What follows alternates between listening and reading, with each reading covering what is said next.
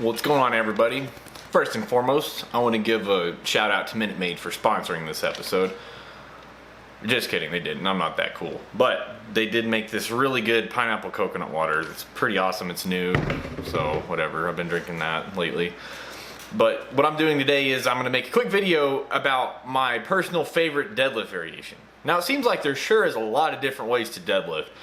And a lot of them are definitely pretty good, but this one happens to be more recently my more favorite one, just because the longer that I've been doing it, the more and more benefits that I'm seeing out of it.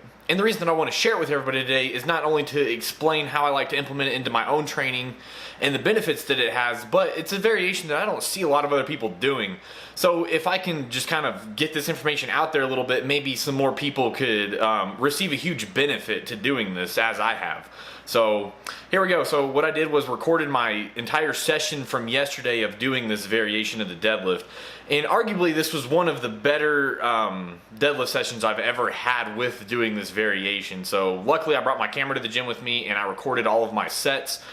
All right, and then here we go. I'm gonna just kind of roll those next as I voice over the rest of it. All right, so this is the first set that I've decided to record yesterday. I think this is 375 on there, and this is a poor shot of it. You'll see it better than the next one, but what I'm doing is I'm standing on top of a plate. It's about 2 inches thick. It's a 2-inch, 35-pound bumper plate.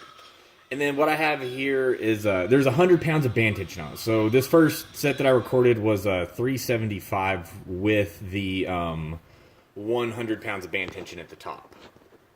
All right, so this is a better shot right here. So you can see the deficit that I'm standing on top of. This is 485 now with the 100 pounds of bands at the top off of a 2-inch deficit. And, you know, if you ask me, this is just an amazing deadlift variation. So obviously you're challenging yourself in two ways. You're making it harder to move off of the ground, and you're making it harder at the top.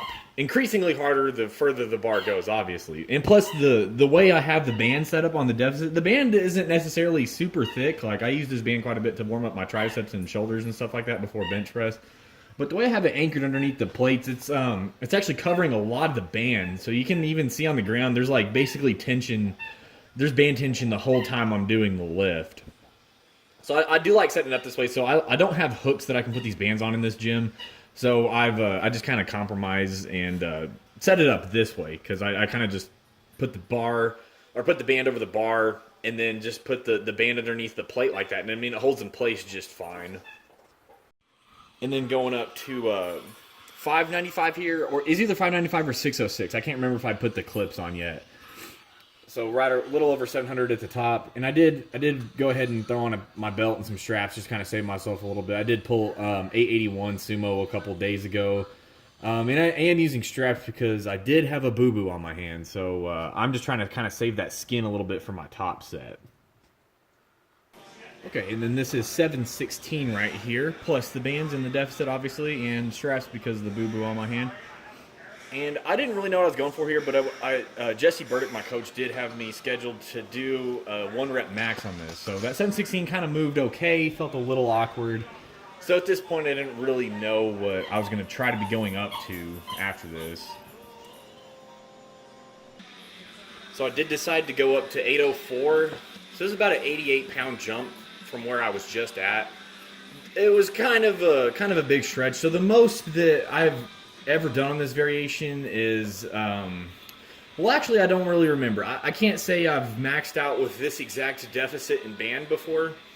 I've done like sets of 5 and 3. I've never seen what I can do once. But a little while back, maybe about 6 or 7 weeks ago, I did try 749. It wasn't a great day. I didn't even get close to getting it. But I was feeling all right today, and I kind of just had this number in my head. I really wanted to try the 804. But, you know, as you'll see here, that kind of ends up being a bad idea. And the one problem with this variation is it's very hard to be accurate with your lift. And it's really hard to get it to go straight up because of the way you're standing on the band and getting the band even tension on both sides of the lift and getting the plate to be completely centered in the middle of the barbell. It's kind of just a pain in the ass. But, you know, it's It is what it is. I think those added challenges just make the lift a little bit more beneficial. It throws off your stability quite a bit, and I think there's definitely a benefit to that. I do try to set it up as even as I can, but it's definitely it can be a little awkward. So yeah, as you could have seen, it felt like I had it moving off the ground okay, and then the way the band was on the bar, it kind of just pulled me forward. So I made sure this one was really centered. This is a 771 right here, or 359 kilos, plus 100 pounds at the top off a 2-inch deficit. And being as I was already a little bit fatigued from missing that 804, this was just an absolute grinder. Like, you know, it moved good. I guess the only thing I really had going for me on this set was I wanted to get some number in. 716 was just kind of like, that would have just been a really crappy way to finish the workout. So yeah, I'm really happy I was able to at least get this 771 after wasting a lot of energy missing that 804. And this is definitely a big personal best. Like I said, I don't even know if I've ever really established a 1 rep max on this, but this is definitely more than I've ever tried to do. It's more than I failed a couple weeks ago.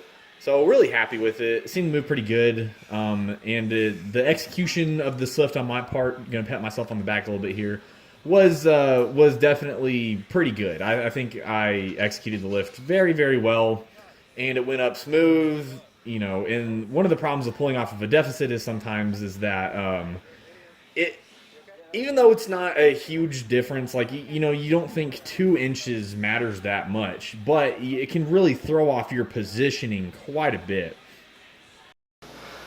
And yeah, that was pretty much it. So big thanks to Jesse Burdick for introducing me to this variation of the deadlift in the first place, because you've seen deficit deadlifts, you've seen banded deadlifts, and now you have banded deficit deadlifts.